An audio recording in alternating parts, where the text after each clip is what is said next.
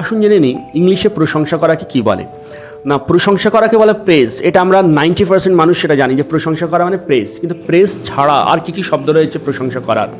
যেমন একটা রয়েছে অ্যাপ্রিসিয়েট বা অ্যাপ্রিসিয়েশন। তো অ্যাপ্রিসিয়েট কখন করি না, যখন কোনো রাইটারের লেখা পড়ে আমরা বলি যে লেখাটা খুব ভালো, বা কোনো খেলোয়াড়ের খেলা দেখে আমরা বলি যে খুব ভালো, খেলার টেকনিক খুব ভালো, তখন আমরা সেই টেকনিকটাকে বা সেই লেখাটাকে অ্যাপ্রিসিয়েট করছি। আচ্ছা, এরপর রয়েছে ইওলোজাই এবং গ্লোরিফাই। এই ইওলোজাই এবং গ্লোরিফাই দুটো শব্দ প্রায় একই, সেম।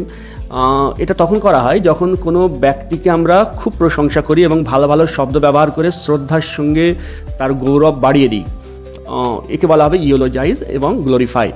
এরপর রয়েছে লর্ড এবং অ্যাপ্লড।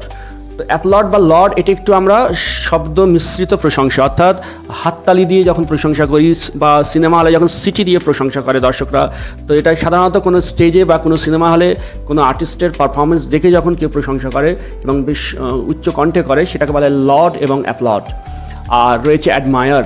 অ্যাডমায়ার ফ্যানেরা সাধারণত সেলিব্রিটি বা ফ্যানেরা তাদের আইডলদের প্রশংসা করার জন্য যে শব্দগুলো ব্যবহার করে, তো সেই প্রশংসা করাটাকে বলা হবে অ্যাডমায়ার। অ্যাডমায়ারের মধ্যে শ্রদ্ধা থাকবে, ভালো ভালো শব্দ ব্যবহার করবেন, কিন্তু এই উচ্চকণ্ঠে অ্যাপ্লড বা লর্ড হবে না, আবার ইউলোজাইজের মতো ততটা হবে না, অ্যাপ্রিসিয়েটও ঠিক নয়। অ্যাডমায়ার হচ্ছে একটু স্নেহ, ভালোবাসা, শ্রদ্ধা মিশ্রিত প্রশংসা।